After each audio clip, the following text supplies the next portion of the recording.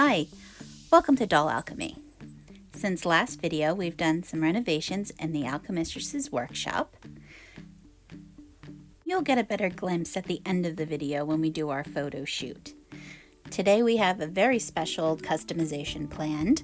Daria Morgendorffer is one of my favorite cartoon characters of all time. And so I've been looking forward to making a doll of her for quite some time. My inspiration actually came from this Batgirl doll that I received as a gift. The doll itself has flat feet and combat boots, and I decided to choose this head from a Belle doll because Daria has a very kind of a U-shaped face. So with Monster High and Ever After dolls, it's pretty hard to find a doll's face that isn't either very angular or moon-shaped. So I had to splice together two different dolls.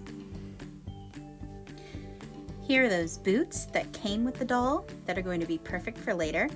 And this is a doll I'm going to use later on to make Jane Lane, Daria's best friend. So that'll be next week's video. So here I am removing Belle's factory hair. So like normal, I boil the heads to get them off of the doll bodies so I can clear the factory hair out. And then I remove the factory issue makeup. I'm actually going to make hands for this doll out of an old Ariel doll since Batgirl's hands are yellow. And obviously Daria doesn't have yellow hands. I decided to make Daria's jacket out of a green felt. It's a thin felt. Using a pattern that I've had for a while that I modified for this doll body. This Batgirl has an even tinier waist than the Monster High line, believe it or not. The jacket was the most challenging item of clothing to make for this customization, mainly because Daria's skirt, the other main part of her outfit, is just a simple black pleated skirt. I have much experience making pleated skirts for dolls. All of my Sailor Moon Sailor Scouts wear pleated skirts, so it's kind of just a matter of accordion folding and then using my flat iron to iron the pleats flat, and then you sew them kind of from the center outward, just so nothing gets trapped or wraps over itself in the sewing process. I also find it helpful before placing the skirt on the doll to sew the pleats on the underside, just with like a simple single stitch to keep them closed. So that's what I was doing before. I'm cheating with this doll, so that means I'm going to be making the outfit basically sewing it or gluing it directly on her because I don't plan on ever changing it since this is Daria's iconic outfit. So here's the skirt.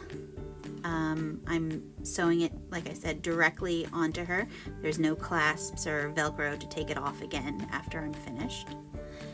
And I'm gluing a tan piece of fabric down in place of her t-shirt, because when I close her blazer over it, again, we're never going to see the underside or the back since we're not taking her jacket off again. So the main work is done here. I have some details I have to put in with the jacket lapels, and then obviously to make the zipper and the zipper pull on the front of her jacket. Very simply, I'm going to do that with hot glue and acrylic paint.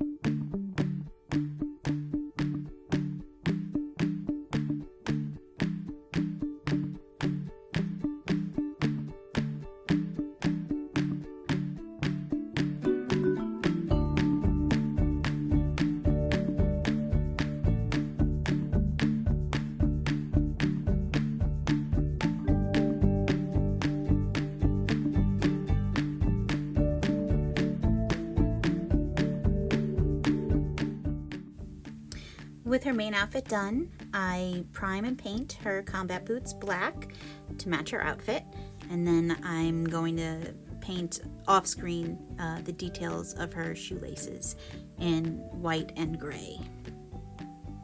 I'm going to be making Daria's hair out of acrylic yarn, and I chose this medium simply because when it's brushed out at the end and you make the wefts, the texture is more bushy, which I kind of always pictured Daria's hair in real life as being a little bit unkempt.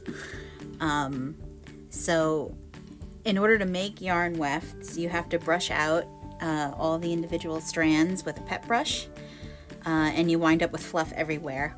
But once you get it all smoothed out, you glue it down on plastic liner, and then once the glue, here I'm using Fabric Fusion, I've found that works best. I usually let it dry overnight, and then the hair can be broken up into smaller sections for when you make a doll wig.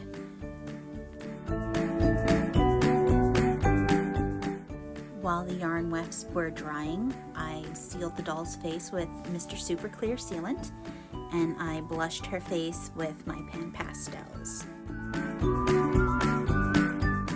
You'll notice 2 small holes on the bridge of the doll's nose. This is for when I attach her glasses directly to her face later on.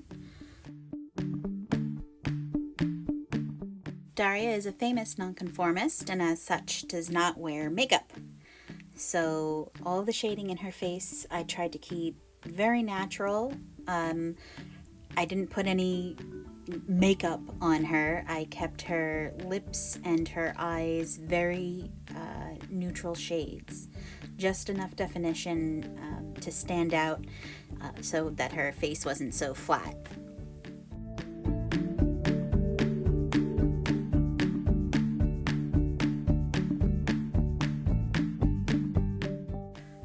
I'd also like to comment that it's basically impossible to find a doll that does not have smiling lips. So Daria's pretty famous for her kind of resting bitch face, but there are no dolls that I could find with this kind of a face shape that didn't have either, like a defined smile or even like an open mouth smile. I tried to keep her expression as unamused as possible, but with the lips being molded as they are, she does have a kind of a expression of mild amusement, which I'm just going to imagine she's laughing privately at something that one of her inane classmates said.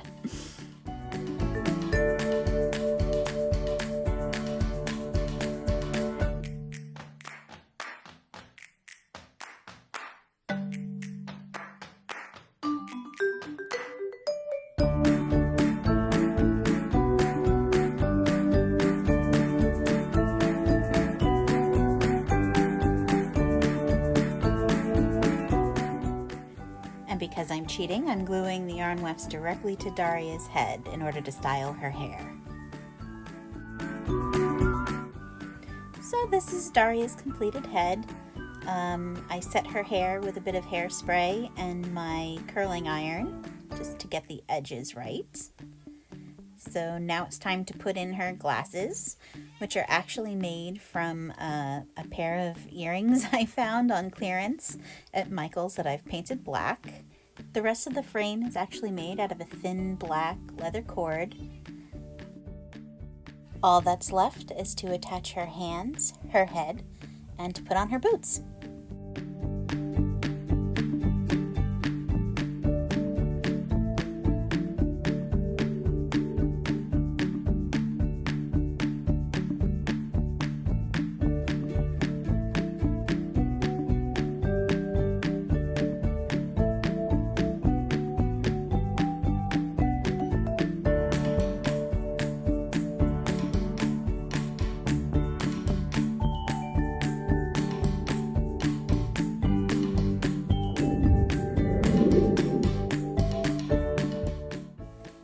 And here she is, all complete, Daria Morgendorffer.